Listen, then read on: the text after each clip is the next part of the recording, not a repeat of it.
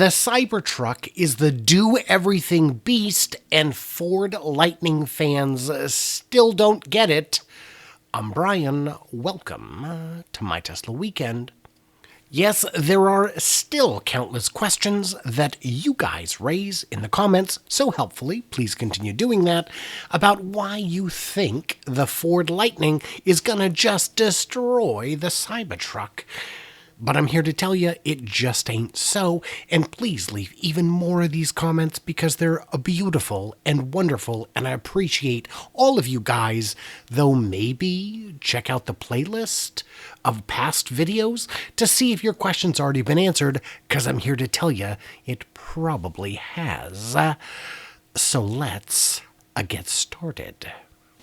Yeah, I don't think Ford needs you to tell them what their margins will be. They don't. But I know what their margins will be, and so do they. And if you look it up, so do you. They kind of invented the assembly line. Yeah, 120 years ago. What have they been doing since? By the way, since 2017, their production has fallen every single year. I mean, it's going down real bad. And R&D to the tune of billions of dollars. Great. You can spend... By the way, did you know Blue Origin, Jeff Bezos's rocketry company, it was founded before SpaceX. And while SpaceX has launched and landed over 100 orbital-class booster rockets, Jeff Bezos has only made a little micro-wiener that goes up and back. And as a man with a micro-wiener myself, I'm pretty impressed. Yeah. Tesla just started turning a profit, and barely. So by just, you mean a couple years ago, and barely, you mean massively. By the way, you know, Tesla is turning almost as much profit per quarter as a lot of the very big car companies. So the just barely, I think you might want to look into.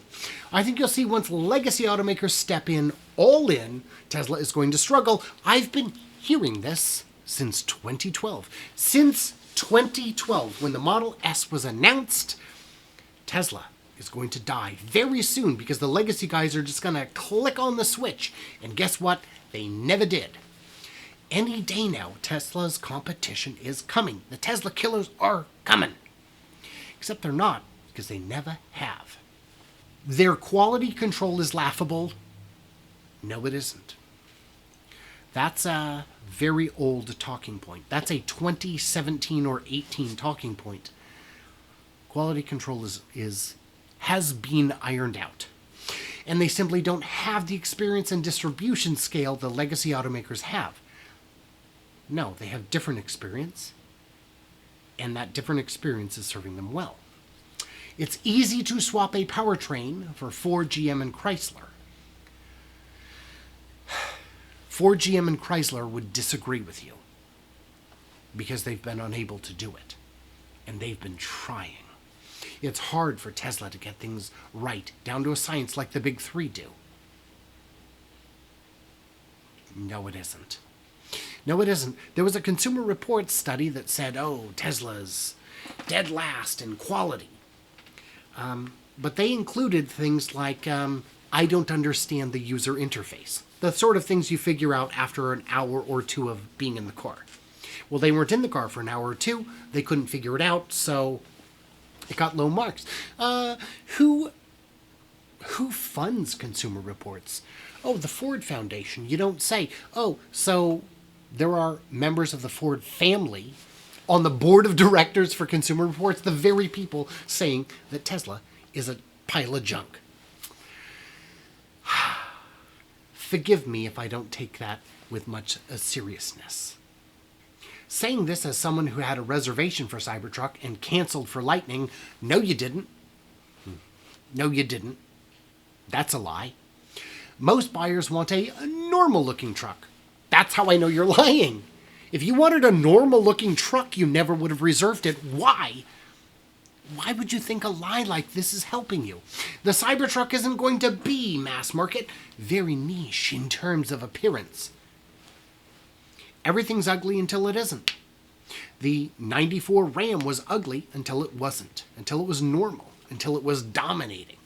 The Lightning ticks all the boxes for a mass-market truck EV.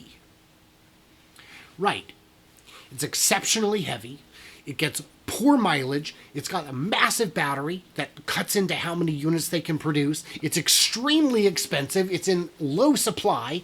And what was the other one? Oh, it's boring. But there was another one. What was the other one? Well, I don't remember. But it checks all the wrong boxes.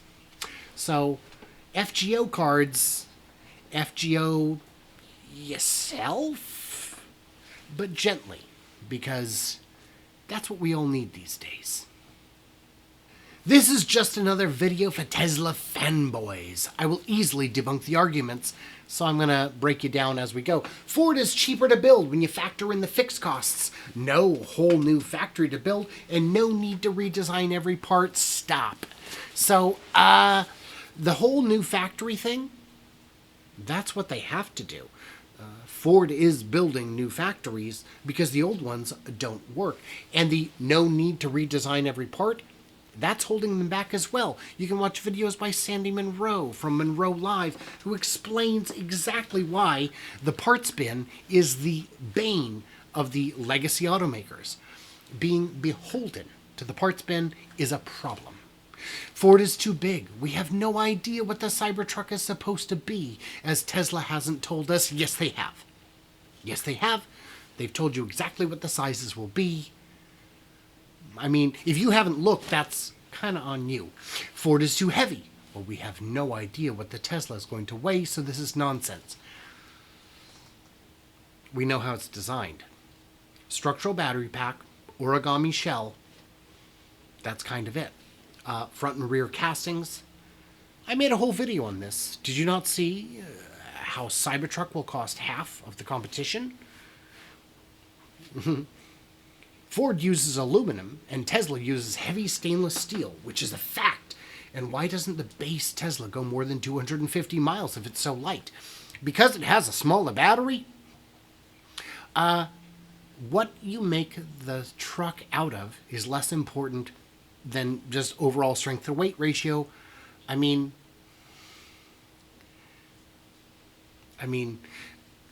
I can build a car out of 100,000 aluminum cans that will fall apart, or you can build one out of a couple of steel rods that'll... think it through, my friend. Think it through. Ounces mean dollars, so 2 ounces of steel is more expensive than 1 ounce of gold? In production, if you can shave $100 off your car and you make 1 million cars a year, over 10 years, that's $1 billion. Ounces saved mean dollars, period. Battery supply, Ford is getting them from SKI in Georgia. Yeah. How many batteries did SK Innovations make last year?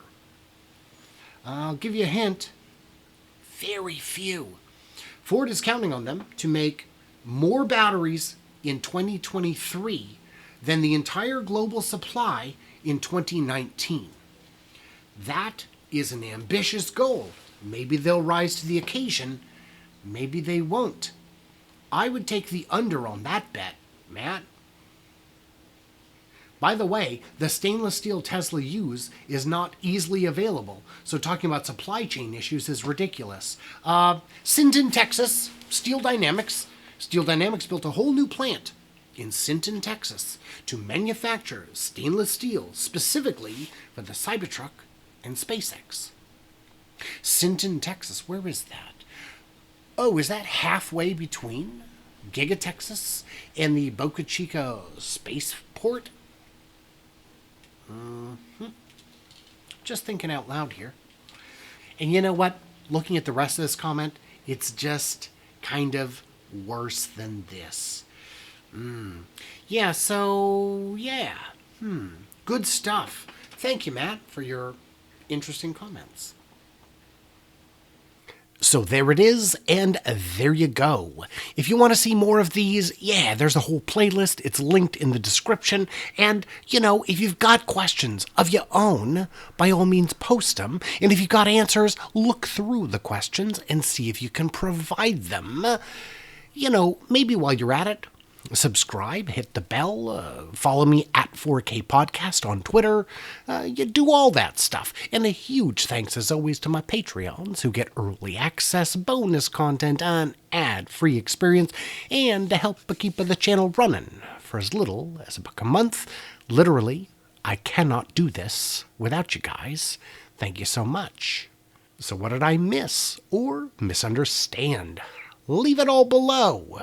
Tell me in them comments what I did wrong, and stay tuned, stay juicy, and I can't wait to hear from you clever robots on the electric side of the gas pump, I guess.